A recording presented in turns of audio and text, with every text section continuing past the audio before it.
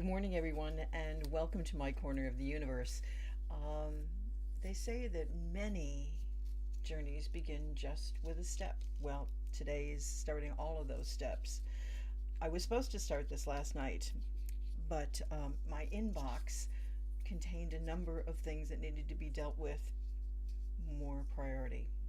As some of you know, I'm about to embark on a new journey, a new house, downsizing. And it's a tiny house. It's in a lovely little village. I've never lived in a village before. It's kind of English. In fact, it's very English. There is a pub. There is a war memorial. There are some very beautiful older homes. There are some very old homes with lovely thatchy house roofs. And there are new homes. There's a school. There's a funny little business there, which I'm not sure what it is, but it's a very big building, and it's in the middle of farmland. I've never lived totally like that before. I have, in my first year of teaching, was living in a place called Freeport, Illinois, and I was teaching in Dakota, Illinois, which is a tiny little town. And it had, at the time, I mean, this is a long time ago, the school was in three separate parts. So you had the high school, the middle school, high school was together, and then year 5 and 6 were up on the hill, and they had a building to themselves, as did a building in that was K through 4. And I was the choral and general music teacher for them. It was my very first job.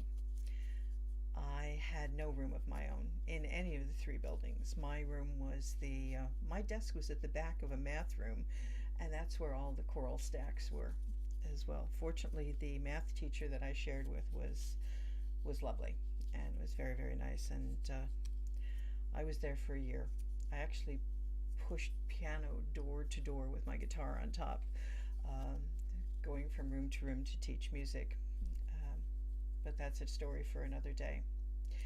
But today, a lifetime of doing choral music and teaching in schools. So we're going to start with one little box, one tiny little box of choral music. Now, I have very, very big choral music library. I've been doing this for a long time, and basically no one is going to want any of my material, which means this is what happens to most choir directors, I think, at the end of their career or when things start to change. You have to purge. So before they go and be consigned to the dump, I'll probably save a few things for some friends, but mostly they just have to go. This is a brilliant little piece, The Ringling Bells by Libby Larsen. Got a couple of copies of that. I've done that so many times. I've done it with adults. I've done it with kids. And it's kind of one of those that isn't terribly religious, and so it's really good for schools. And then this box, I made these little cards. So this is Pop and Novelty. So there's going to be some weird things in here. So let's see what we got. Colors of the Wind. Yikes. Last time I did this was with 1,000 kids over 2 nights, and it was magic. Just magic. Little kids. Disney Spectacular. That one I've not done. You'll see that there's a few things I haven't done. One of the few things that came out of Harry Potter that was a choral piece is something called Double Trouble, John Williams, and it's actually quite atmospheric. Nice changes in meter a little bit. It's in thirds a lot of the time, which makes it a little bit more difficult. Oh my goodness, The Rose. That's been a long time. I think I must have done this probably 40 years ago. It was fun. A lot of things I bought and never used. Hercules, nope. The ABC song from the Jackson 5. You'll see that Roger Emerson features quite heavily in this box, which is quite good. Let's switch over to the box. And here we go. There's there's my box. And thanks for the little heart and the little thumbs up. This is going to be a little bit painful, but quite good. Actually, it's quite nice to see me. I believe I can fly. I didn't realize that was from Space Jam, or probably just didn't remember it was. Forever Motown. Like I said, Roger Emerson features a lot. This was a good one, and I did enjoy doing that a lot. Foggy Birthday Shovel is Stephen Hatfield. Stephen Hatfield has got some really yummy things. And this one has a bit of a jazz feel to it. That was fun. That I don't remember doing this at all, but this is a very, very old piece. You can tell because the music is in blue. It was fun. This was a huge mistake. I don't know what I was thinking. I very seldom think anything. Can you picture that was from the original Muppet movie? You can see that my initials are here from my maiden days. Never Before, Never Again. I believe that was the love song between Miss Piggy and Kermit. That was quite fun. This one, I remember doing this one a couple of times. Concerto for Knives, Forks, and Spoons. It starts out terribly grand. I don't think that you can see that terribly well. Let's see if I can change the light so it's a little bit better. Probably not for the moment. Oh, there's got to be a way of doing that. Let's see if that helps. There we go. That's better. So Knives, Forks, and Spoons. And I do need a little more light on me that way. There we go. Knife, Forks, and Spoons. You don't need I don't know what I was thinking. It's semitones, tons of semitones, but kids loved it. It was just a little novelty thing that was fun. Magic Store, that would have been from the Muppet movie as well. Right. I loved the SpongeBob theme. It was just a laugh. I never did it for choir, but I always thought it might be fun. Joyce Eilers. That really dates me. We're talking 70s, 80s for her things. I remember growing up with her stuff. And Pirate Song was fun. It was really fun. Good one. Oliver Highlights. It's all written all over, so it's obviously been used. I think I might have used that for a song fest as well. Musical Meters. That was Paul Hageman. Don't hear much about Paul Hageman anymore, but he was fairly popular when I first started teaching. Enjoyed that one. First Day of Choir, Steve Quesnell. That was fun too. It's the first day of choir and I'm feeling all alone. My best friend sings a different part and so she's way across the room. And rumor has it our director is as mean as they can get, and I have a feeling that my presence here he hasn't noticed yet, or she hasn't noticed yet. Everybody knows what it's like to be the first one in the first time that you have a choir. Mozart, the Alphabet. I think this was to a different little round. It was, it's okay, no big deal. I hope that something better comes along. That again would have been from the Muppet movie. Gone Too Soon. J. Althouse. I don't think I used that one actually. 50 Nifty United States. There was a year that we were doing a patriotic thing as you do in the summer term sometimes in schools. I was teaching in a farming community. I taught in a couple of farming communities actually, and we had the kids. The audience was on the gym floor, and instead of using the stage, because we were using all of years, I think 4, 5, and 6, and there were probably two class intake for each one, is we had them set up on risers, and those risers, so they were lined up and they were sitting in a block, and at a certain point they were all sitting on a piece of paper. And at a certain point, they took out the little pieces of paper and just held them underneath their chins, and they made an American flag.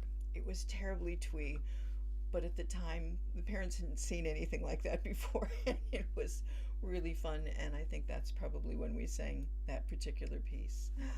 That's good. Rockin' Robin, yeah. Andy Beck, always good. Got a chance to meet Andy Beck a couple of years ago. He came over for the Association of British Choral Directors annual convention. The thing about being in the British Choral Directors Association is quite magic, because it's not like going to the American one. At the American one, if you go to the national, it's just you and your 10,000 close friends. The British one is more like 200 to 300 of your close friends, and you actually get to meet lots of people, and the great and the good are terribly approachable and really nice, and so you can have coffee with them, and there's no pretense there. There isn't that kind of hero worship that you sometimes see at the American convention. I remember seeing a certain young composer at the American convention once, hair with conductor hair. You flip your hair. And actually he was lovely, and the things he's produced have been really quite wonderful. But he was a totally different person when he came to the British convention, as most all of the great and good tend to be. It's a little more low-key, but quite good fun. Back to the music, because I'll only put you through one box a day. So, will you be there? Oh, another Oliver, Choral Highlights. This Old Man, this is an arrangement by Bob Chilcott. I like it. I never used it. Button Up Your Overcoat, Mark Breimer. Again, one I haven't used, but I quite liked it. Humpty Dumpty, I don't know what I was thinking. Sound of Music, this is a classic version of this, and this is just the choral version. Now, I like musicals. I like musicals a lot. Grease is just not one of them, and I know that's really unpopular. And I did use Grease from time to time. I did highlights from Grease because the kids liked it. To me, it just didn't feel choral. I'm sorry, Roger, you did your best. It just, there's just something about it. It's one of those things, that when you use a piece of music either too much or it gets too much hype, is that sometimes you just look at it and you go, I just cannot face doing that piece. Either you don't like it, or it just doesn't say anything to you at that moment in time. And there are pieces that I will do from time to time that I enjoy. Rhythm of Life is kind of one of them. I like Rhythm of Life, and I love the standard choral arrangement of that, and I've used it a ton of times. But I kind of have to put it away for a couple of years so I can remember. But Grease is just one of those, I'm sorry if you're a Grease fan, but it's just not for me. Never has been. Here we go. Let's go back. Disney Movie Magic. Gosh, somebody must have given me one of those. Peter Piper. I was just looking at things. Oh, that's another First Day in the Choir. How did I get 2 of those? The Glee things, I didn't have choirs that were really suitable for those, but I quite liked the arrangements from that. Place in the Choir, Bill Staines. All God's critters got a place in the choir. Some sing low, some sing higher, some sing out loud on the telephone wire. Some just clap their hands or paws or anything they got. I use this a lot. Oh my goodness, it was $1.50. Amazing. Rockin' Robin, that'll be a secondary piece. Oh, it's the holiday section. Let's see. This is not all the Christmas music I have. This is probably just the small bit of it. Can't Wait for Christmas. Haven't used that. Oh, good grief. Who is this publisher? This publisher, I can't remember who they are. Augsburg, of course, because I was raised Lutheran, and a lot of the Augsburg stuff was really worth doing and beautifully arranged.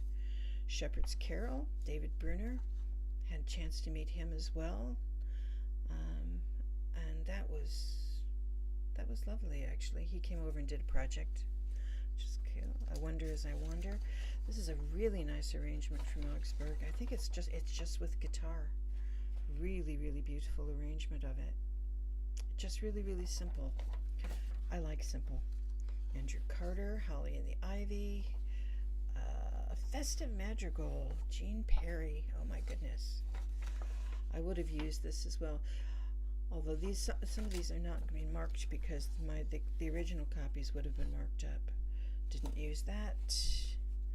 Daniel Pinkham. Ugh. Some yummy things. I never used it, but I always wanted to. I don't know why I didn't. It was kind of a contemporary thing. Had lots of little nuggets of things you could do and instruments you could use and how you intertwined the parts. Betty Berteau. Got to meet her as well. Lovely. That was fun. Nick Page. Hush My Baby, I Still in Slumber. I'm pretty much sure I did this years ago too. Yeah, that was lovely. Ring the Bells, John Carter. This was a great little piece, and it had it's a little 2-part round. I suspect it's probably not available anymore, but it was it was had a groove. I liked it a lot. Three Carols. This Is Our Day. Traditional Pat a Pan. Nice one. Swing Jingle Bell. I tried, didn't like it. Didn't work for me. Noel, Christmas Eve. Oh, that was all right. John Denver and the Muppets. Time of Snow. The Christmas songs, these Christmas songs from Bob Chilcott were lovely. It's another Bob Chilcott. Midwinter again, another one that was really pretty. Time of Snow again. Ooh, and there's a little sacred box in here as well. I'm not sure why, but there we go. This was fun. This is a little Cantate Domino. And these, I kept trying to program these and I just couldn't get them done. They were unison and 2-part biblical songs of beasts.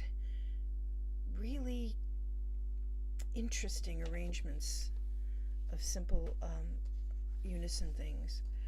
This is a beautiful piece, the 'Tis the Gift, the Copeland.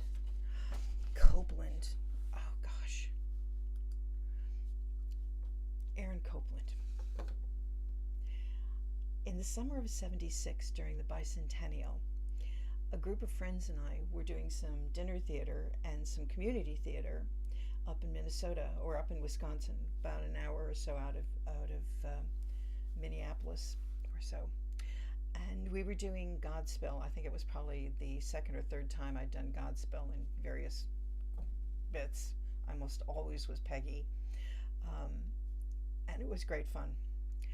But it was in that year, there were tons of things going on because it was the American Bicentennial.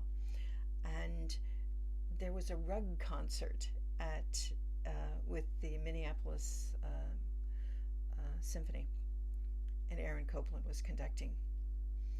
And it was a rug concert, which meant that the bottom set of chairs in the hall were all covered with platforms, and you just brought rugs, and it was like having an indoor, not picnic, but just an indoor with your pillows and your quilts, and you're just laying around and it was such an honor to get to see Aaron Copland. It was magic. Did some of his things, and it was, gosh, I'm gonna remember that one forever. Right, so Simple Gifts, I've done that a lot. The Moses Hogan, Like a Mighty Stream. Great little piece. Especially in 2-part. You can do it in more than 2-part. I've done it so many times. I've done it for Songfest, and it was just magic.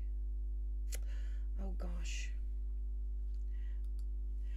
Moses Hogan, a revelation.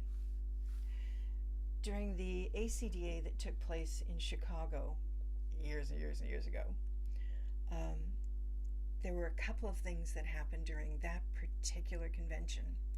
One, I'd been living abroad for a long time, but before I moved abroad, I had lived in Chicago for in the city proper for a year and a bit, and it was like going home again because Chicago had been such a big part of my growing up experience.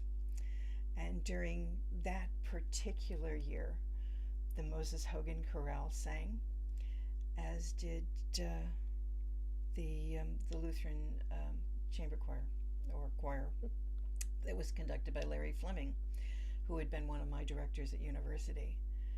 And it was, I think I sobbed more during those two concerts. And I think, oh gosh, I think he was there too. I think Anton Armstrong was also conducting that year. It was such an amazing year. Really, really interesting concerts, and they always are, but that one particularly. And then a few years after that, I remember being in New York for the ACDA as well. It was cold. It was so cold. And I remember sitting there in the audience, and I think it was at the Met, the hall for the Met. And before one of the concerts, somebody came out and announced that Moses Hogan had died. It was a hard day. Anyway, Lottie, always a good choice. I don't even remember. Oh, the Hansel and Gretel. People need to start looking at things that they haven't seen for a long time. Andrea Ramsey, fabulous composer. There is Peace, the Jim Papoulis stuff. I think some of his stuff is really lovely. It has a real, some of, I can't do too much of it because it just feels too much the same, some of it. Same feel. It's all worth doing, but maybe not. I don't want to look at those. Paul Ayres. I did this for him for a workshop, I think. Paul Ayres is a British composer. He self-publishes online. And if you don't know him, you should, because he just does the most amazing things and interesting piano parts. Of course, you have to have a real pianist to do that, which I was never. Again, this must have come from a workshop. I don't think that's one I ever sang. John Rutter. I was a warm-up act for John Rutter once. That was great. And this is a lovely piece.